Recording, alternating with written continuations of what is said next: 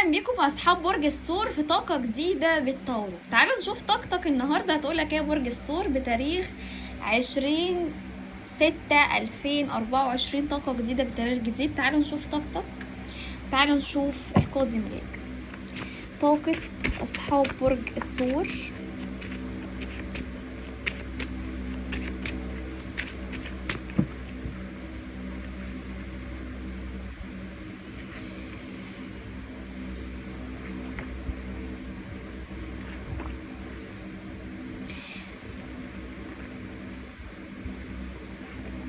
برج الثور في طاقتك انت حاسس بالظلم يا برج الثور، حاسس بالظلم او حاسس ان في حد بيجي عليك قوي. ممكن يكون ده حد معاك في الشغل، ممكن يكون ده حد في اهلك من عيلتك.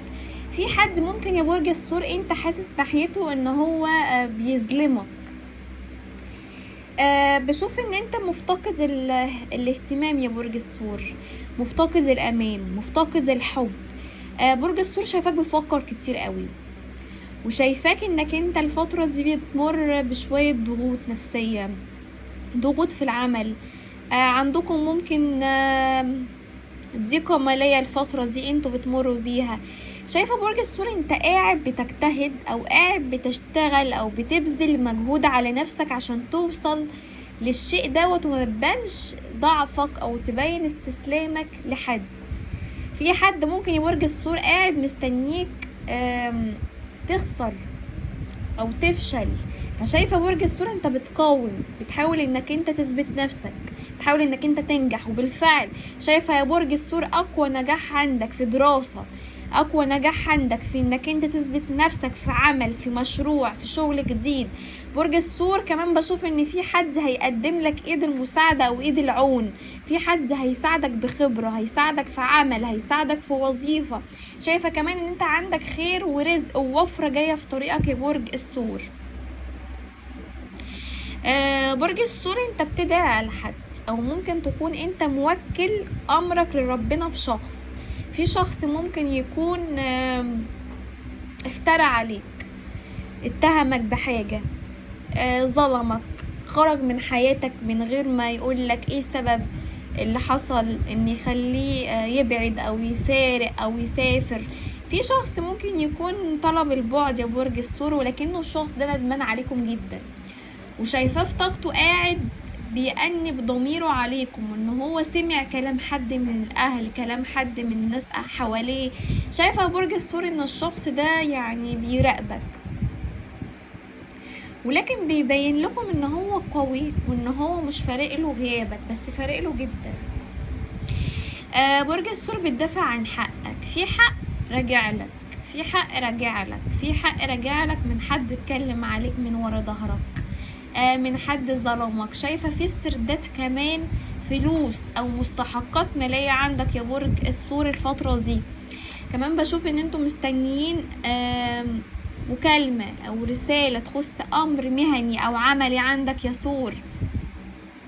شايفه برج الثور بيتفوق او بينجح او بيثبت نفسه في امر معين بالرغم التعب والضغط اللي عندك يا ثور. انت بتحقق نجاح وبتحقق انفراجات ماليه الفتره دي. طيب تعالوا نكمل الطاقة.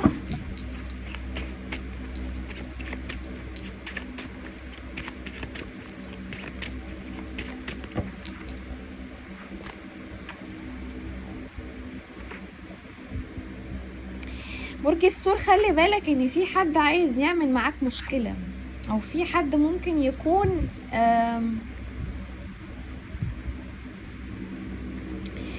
حطك في دماغه. وبشوف ان الشخص ده ممكن يكون كلامه معاك صعب شوية، او كلامه جارح، او اسلوبه حاد، او شخص على طول يعني ما بيحافظش على كلامه معاك يا ثور.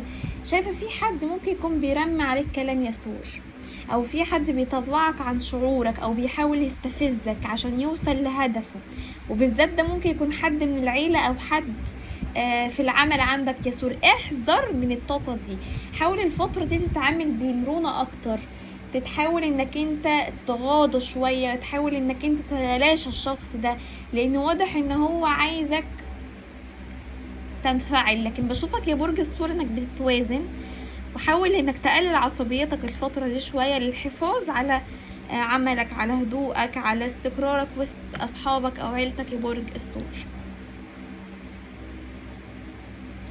برج الثور، في كسرة قلب عندك، قلبك مكسور، مكسور من شخص، مكسور من حد، في حد بتفكر فيه يا ثور وبتفكر فيه كل يوم. الشخص ده ممكن كان بيحتويك او كان قريب منك او كان طول الوقت معاك، مرة واحدة قطع الشخص ده، او مرة واحدة اتغير، او مرة واحدة حسسك ان هو عمره ما شافك ولا عمره دخل حياتك. فشايفة ان الشخص ده ممكن تكونوا بتراقبوه، ممكن تكونوا انتوا مستنيينه، بس بتحاولوا تبينوا للشخص ده انه مش فارق، وده عن طريق ان كنتوا بتنزلوا حاجات على السوشيال ميديا برج الثور. ممكن تكون انت بتغير بالفعل من شكلك، من لبسك، من ستايلك، ممكن تكون بتحاول تبين للشخص ده انك انت استشفيت من العلاقة وانك انت اتعلمت من العلاقة دي وانك مش ترجع له بسهولة، لان واضح في الشخص ده في الطاقة بتاعته ان هو حاسس ان هو مش مصدق انه خسرك او مش مستوعب ان هو فقد برج الثور. الشخص ده بيحبك قوي، ممكن يكون شخص غالي عليك من الاهل، مش شرط يكون حبيب او ده صديق ليك يا برج الثور، بس شايفه انه راجع لحياتك مره تانية، ولكن من الواضح ان هو كان ضامن وجودك في حياته. شايفه في طاقه رجوع، وشايفه يا برج الثور انك انت عندك احتفال، عندك مناسبه، عندك لم شمل، شايفه في صلح، في قعدات كده تخص شراكة او تصالح يا برج الثور. الناس المطلقة هنا من برج الثور مستنيين ورقة قضائية. الورقة القضائية دي تخص ممكن حقوقكم او تخص رجوع او تخص نفقة، في حاجة في طاقة برج الثور انت مستنيها وشغلة بالك قوي وخايف ان هي ما تحصلش او ما تجيش، لكن بشوف ان الورقة دي او الحاجة دي هتكون في صالحك يا برج الثور. برج الثور انت بتفكر تسافر، بتفكر تغير جو، عايز تطلع من اللي انت فيه، عايز تطلع من الضغط النفسي والضغط الفكري اللي انت بتمر بيه يا ثور. شايفة كمان ان انت في طاقتك ممكن تكون يعني اتعلمت من اللي فات وشوفتي نفسك انك انت ازاي كنت تتعامل بالطريقة دي، ازاي كنت تتعامل بالطيبة والعفوية القوية قوي دي. ممكن تكون عفويتك وطيبتك هي سبب تعبك يا ثور، سبب كسرة قلبك. شايفة الثور بيقول لنفسه خلاص انا من هنا ورايح هفوق لكل الناس اللي حواليا دي، ومش هقبل ان حد يجي عليا ولا على كرامتي، والشيء اللي يكسرني ويوجعني مش هحاول اهوب ناحيته او اخليه يقرب مني.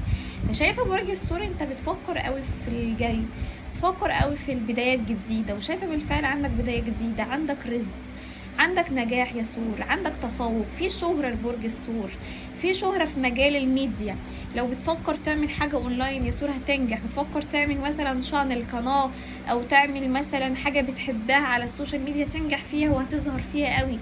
فشايفه برج الثور انت هتكون يعني نجمك ساطع، هتكون محيط الانظار، ناس كتير قوي كده هتكون بص عليك، معجبينك كتار كمان يا ثور.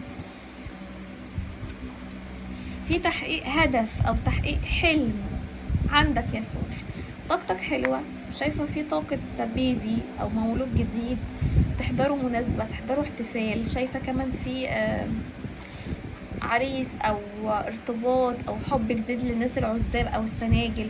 وشايفه ان شاء الله هتجيلك هديه يا ثور او هتجيلك فلوس، في فلوس جايالك، في رزق حلو، في اخبار جميله ما شاء الله، الله اكبر.